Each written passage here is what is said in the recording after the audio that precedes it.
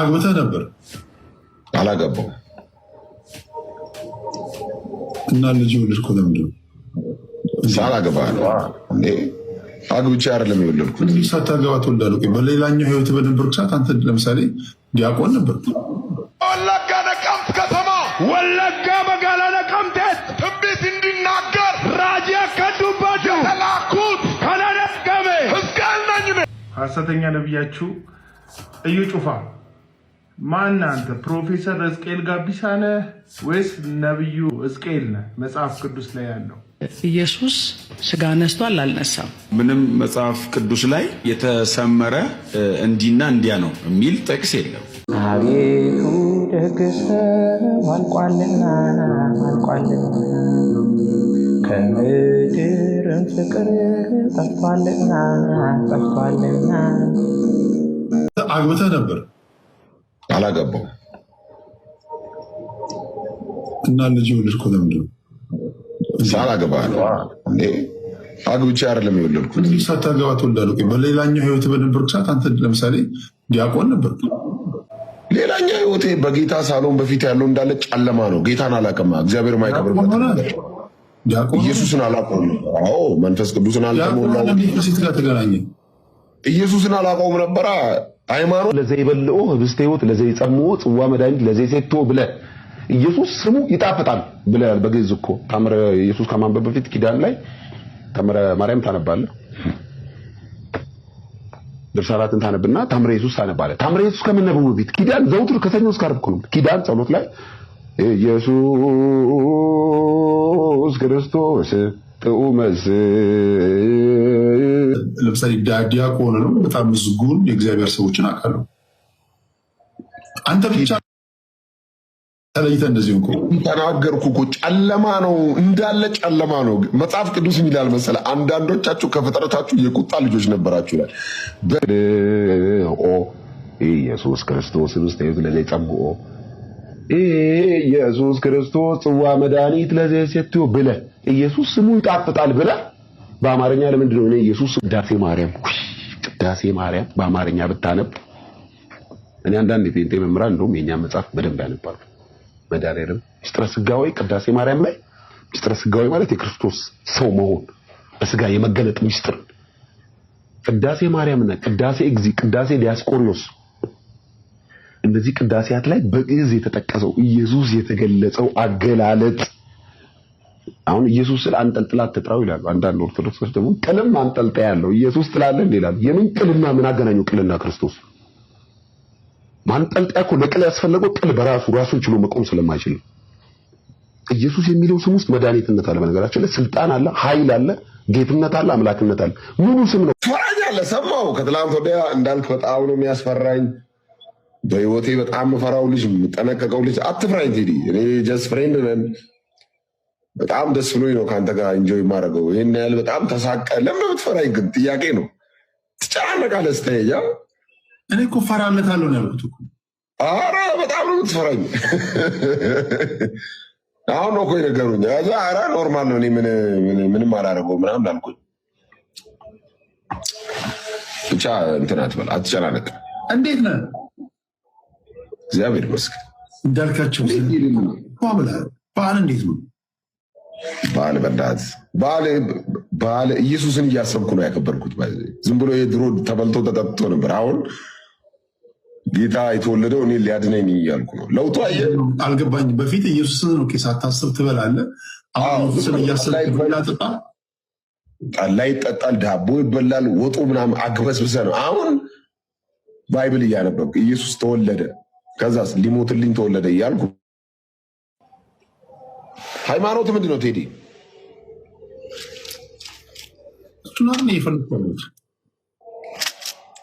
ሃይማኖት የፈለክ ነው? አሳምነኝና ወደ አንተ ልምጣ እያልኩኝ እኮ። ታዲያ የሃይማኖት ውይይት ማድረጉ ለመምረጥ እኮ አንተን አሳምኜ አይደለም። ወንጌል ገብቶና እንጂ አሳምነን ያመጣናቸው ሰዎች ነው መከራ እያበሉ ያሉት። ወንጌል አንብበህ መጽሐፍ ቅዱስ ተረድተህ ና። እኛ የሰው ጥረት እግዚአብሔር የሰው ችግር የለበትም። ባይዘ በጉልበት እየወሰድካቸው የምታሳምናቸዋል። በጉልበት ነው የምትወስዳቸው። እኔ ታዲያ እንዲጠይቁ መቼ እድል ሰጣቸዋለሁ? እኔ ወንጌል መስክራለሁ። ወንጌል እኔ ምንም በል ምናምን ብለህ ትወስዷቸው።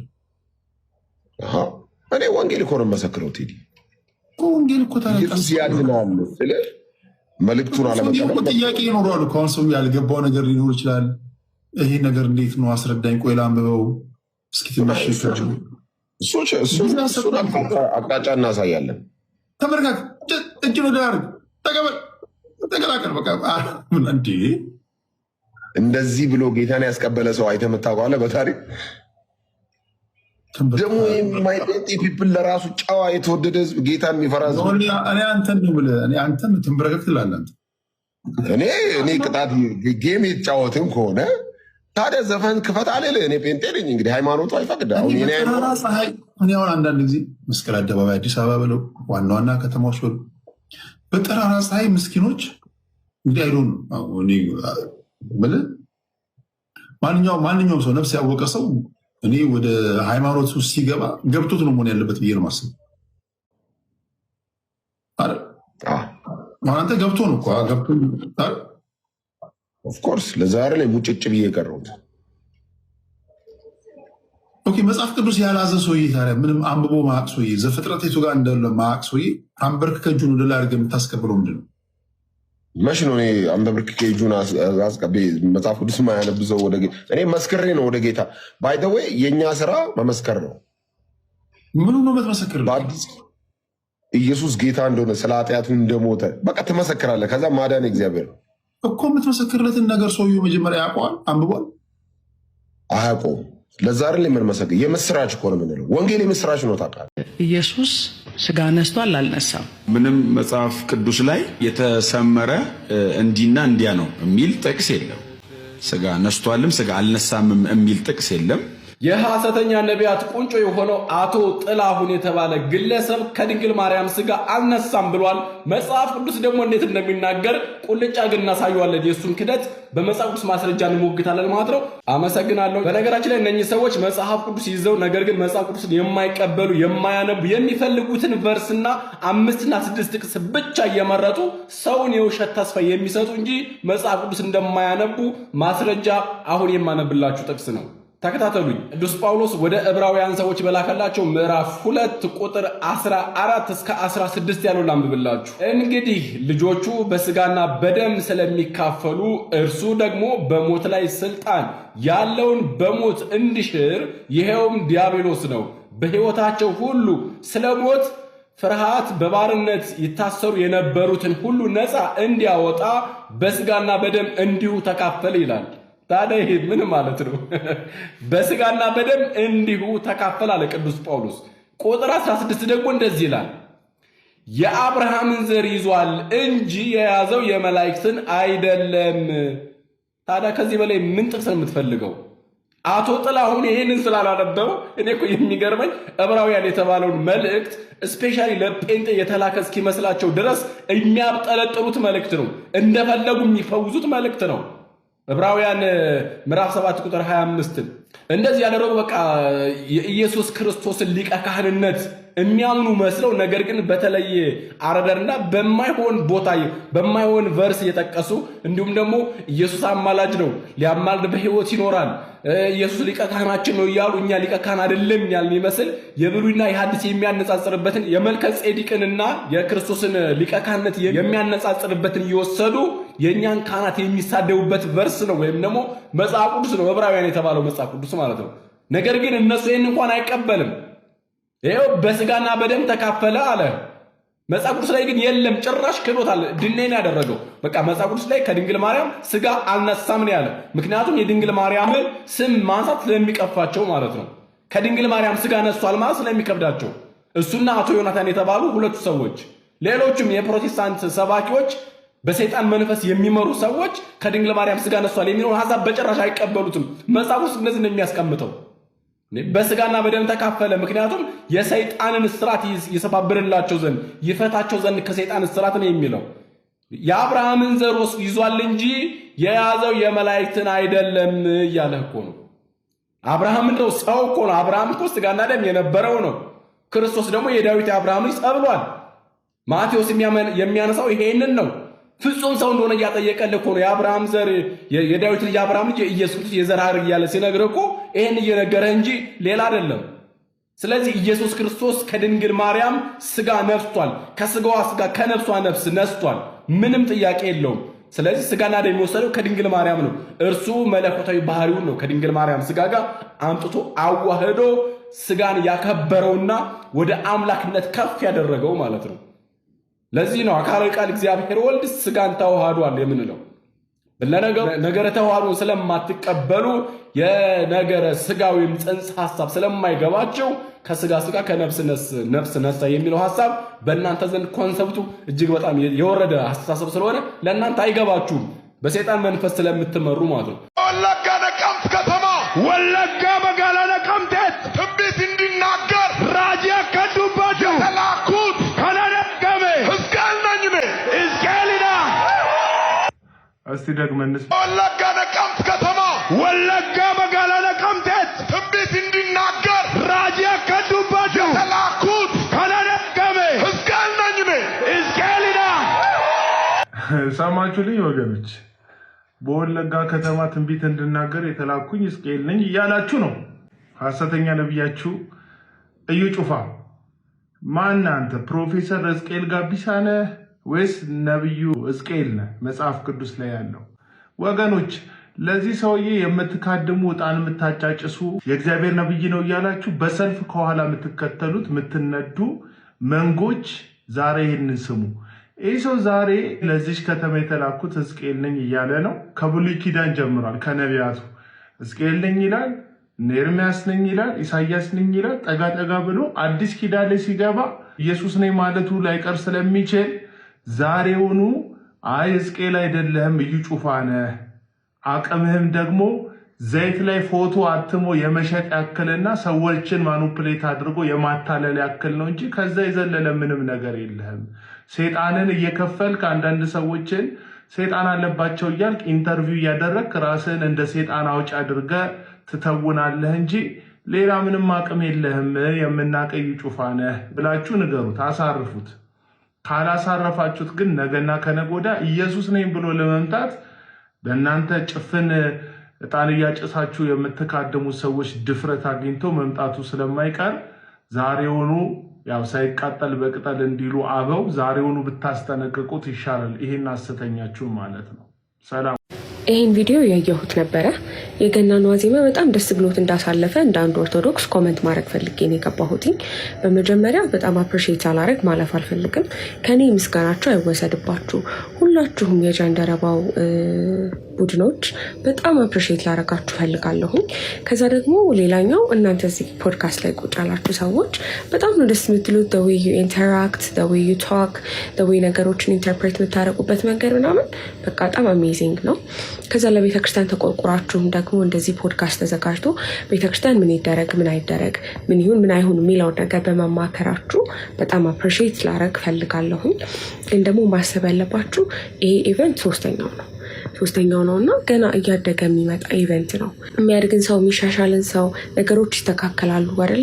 ነገ ላይ ጭንቅላት አይባልም ማለት ለምን ይሄ ሆነ ለምን እንትን አይሆንም አይባልም። እና ሌላኛው ደግሞ ምን ለማለት ነበረ፣ ለምን ቪአይፒ ኖረ ነው። ቪአይፒ ትስየር የነበረው ለቆራቢያን ነው። ከዛ ኦፍኮርስ ኢንፍሉዌንሻል ሰዎች አሉ። አልዋሻችሁም፣ ቆራቢያን ከህዝቡ ጋር 100,000 ህዝብ ጋር መሆን አይችሉም። ለምን? ያልባቸዋል። ስጋው ደግሞ ነው የሚቀበሉት። የስጋው ደግሞ ክቡርነት ለእናንተ አልነግራችሁም። አይፊል ላይክ አሁን እንደንግግራችሁ በጣም ከፍተኛ ፖዚሽን ላይ ያላችሁ ሰዎች ትመስሉኛላችሁ። ቤተክርስቲያንን በደንብ ታውቋት ይመስለኛል። አንደኛ ቆራቢያን እዛ ቪአይፒ ላይ የነበሩበት ሪዝን ከሰውነታቸው ላብ እንዳይወጣ እንዳይደክማቸው፣ ቢካዝ ይጾማሉም ደግሞ ታውቃላችሁና በዛ ምክንያት ነው አንደኛ። ከዛ ደግሞ ለምን ኢንፍሉዌንሻል ሰዎች ኖሩ እና ሴኩላር የሆኑ ሰዎች ናቸው ነው። ይቅርታ ይህን ስላልኳችሁ ግን እግዚአብሔር እኮ የሀጣን አምላክ ነው ማለት ሰዎች ሀጣን ናቸው እያልኳቸው አይደለም። ግን ደግሞ እግዚአብሔር የሀጣን አምላክ ነው። ለምን እንትና ቀደመ? ለምን ማቴዎስ ተጠራ? ለምን ቀራጩ ፊት ሆነ ምናምን አይባልም ወይ? ሌላው ደግሞ ከኔ የተሻለ ፎሎወር ከማናችን የተሻለ ፎሎወር አላቸው። እነሱ ፖስት ሲያደርጉና እኛ ፖስት ስናደርግ አንድ አይደለም። ስለዚህ ኢንተርናሽናል ካቨሬጅ ለማግኘት በጣም ሰፖርቲቭ ነው። እኔ ቪአይፒ ላይ አልነበርኩም። አይ ሪሊ ኢንጆይድ ኢት ዘ ሆል ሞመንት። ገብቼ እስክወጣ ድረስ በጣም አሜዚንግ ነበር ነበር። ምን ችግር አለው ከፊት መሆናቸው? የምሬን ነው። በጥሩ ካየ ነው። ለምን አልገባኝም። ስፔሻሊ እሱ ደግሞ ጥያቄያቸው አልገባኝም ነው። እናንተን ራሱ አይሆፕ ኔክስት ይር ከፊት ለፊት መድረኩ ጋር እንደማያችሁ በቃ ኦፍኮርስ የዛን ቀን ባይዘው ማልብ ውስጥ ትንሽዬ ሲድ እንደተተከለ ትንሽዬ ፍሬ እግዚአብሔር በማልብ ውስጥ ተክሎ የማን ፍሬንድ አብቦ እንደሚታይ አናውቅም። ዛሬ ሴኩላር የምንላቸው ሰዎች ነገ ምን እንደሚሆኑ አናውቅም።